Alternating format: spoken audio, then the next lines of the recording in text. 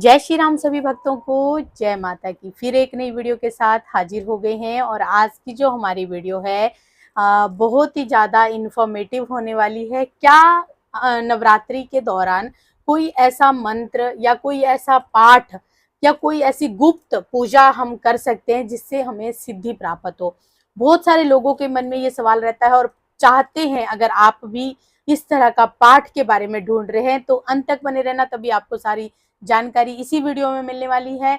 और जो है, अगर चैनल पे पहली बार देख रहे हैं तो चैनल को जरूर सब्सक्राइब करें। चलिए शुरू करते हैं आज की वीडियो। जय श्री राम। जय श्री राम, जय श्री बालाजी महाराज।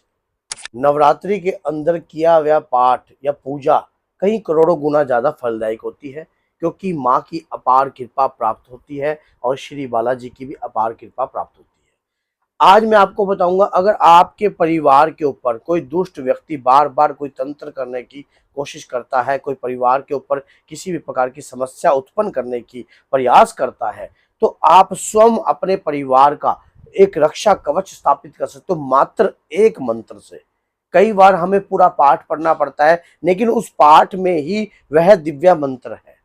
तो आप अगर लगातार, मैंने जैसे कि आपको बताया कि वो पाठ जो है नवरात्रि में चुपचाप आपने क्या करना है, हनुमान जी को पान का बेड़े का भोग लगाना है और कपूर और 3 लौंग और 2 इलायची का भोग लगाना है हनुमान जी को।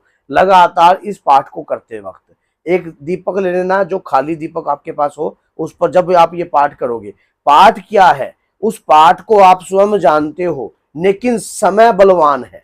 जिस समय हम जिस चीज का प्रयोग करना सीख जाएं, वो समय बलवान हो जाता है।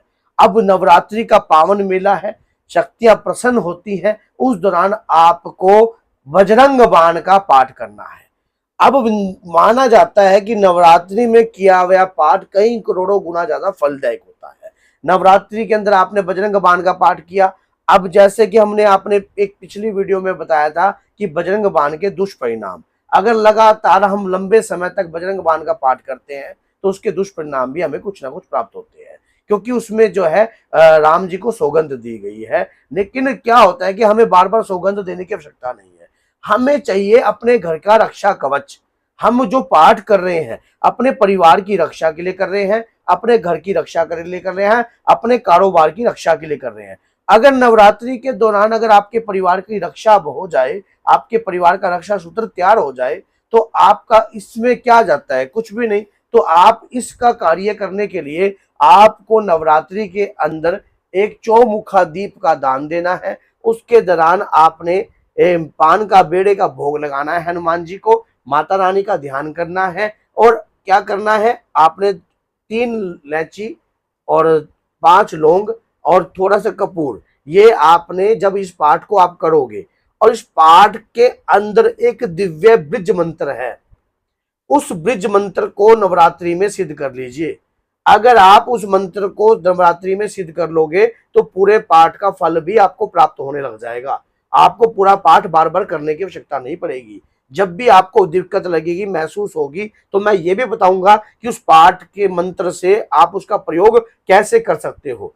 मंत्र क्या है? मंत्र है ओम चम चम चम चम चपल चललता, ओम हनु हनु हनु हनु हनुमंता, ओम हाक हाक देत कपि चंचल, ओम सम सम सम प्राणे खलदल। इसके बाद क्या आता है कि इन्हें मारो तो शपथ राम की, राकुनाथ मर्यादा राम की। ये देने की आवश्यकता नहीं है, आपको यहीं तक करना है। इस मंत्र का जाप आप लगातार करने लग जाओ, लगातार नवरात्रि के अंदर।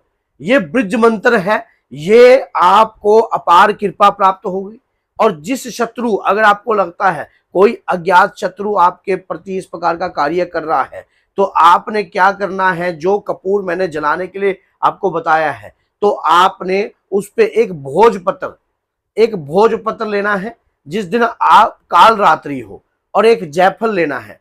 उस अज्ञात शत्रु का आपने वहां पर नाम लिख देना है, अज्ञात शत्रु का नाम लिख देना है लाल पेन से या लाल रंग की शाई से या अष्टगंधक शाई से। उस शत्रु का नाम लिख देना है, नहीं तो अज्ञात शत्रु लिखकर आपने भोजपत्र को बंद कर देना है। बंद करने के बाद उसी कपूर, जिस कपूर में आप आहुति करोगे, उसी में ही जायफल के साथ लपेटकर उसी में ही आपने इसको स्वाह कर देना है लास्ट वाले दिन।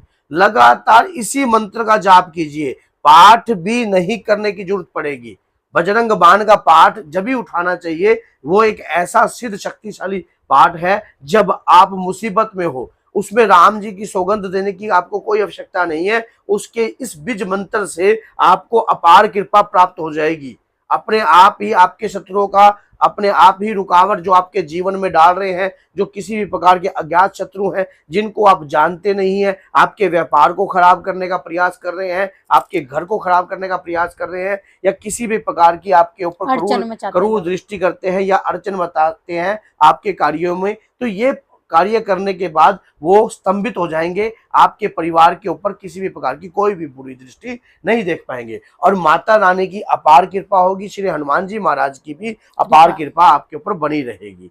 तो ये कार्य करने में बुराई कुछ नहीं है, इसमें सामने वाले का कोई हानि नहीं है। कभी आप सोच रहे हो कि आप किसी दूसरे व्यक्ति का नुकसान कर रहे हो। इस चैनल पे आपको किसी के नुकसान करने के बारे में कभी कोई वीडियो नहीं बनाई जाती। यहाँ पर सिर्फ शत्रु का स्तंभन किया जाता है कि ताकि वो आपके प्रति किसी भी प्रकार का आपकी स्वयं की रक्षा कवच तैयार करने के बारे में ही बताया जाता है। तो इसी प्रकार से आप इस वीडियो को ध्यान से सुनिए। बजरंग बाण के अंदर ही यह मंत्र है, ओम चम चम चम चप चललता, ओम हनु हनु हनुमंता, ओम हाक हाक देत कपि चंचल, ओम सम सम सम प्राणे खलदल। तो इसमें क्या है, इसी मंत्र का आपने इस बीज मंत्र का जाप करना है। ये बजरंग बाण जैसा ही काम करेगा, शत्रु का स्तंभन करने का कार्य है इस मंत्र का। तो आप इस मंत्र का जाप कीजिए, इस मंत्र का लगातार। और एक बात और याद रखना, जब आपको लगे कि आपका कोई शत्रु, अज्ञात शत्रु आपको तंग करने लग गया है, तो इसकी एक माला आप अपने जीवन में जरूर कीजिए। अगर एक माला नहीं कर सकते तो 21 बार जाप कीजिए, 11 बार जाप कीजिए, लेकिन जाप संख्या बंद नहीं करनी अपने जीवन काल में कभी भी। लेडीज भी कर सकती है, कभी आप सोचो कि जेंट्स ही करेंगे, लेडीज भी कर सकती है। अपने जीवन काल में कभी भी ये जाप नहीं बंद करना है। तो बोलिए जय सीताराम, जय श्री बालाजी महाराज, जय माता।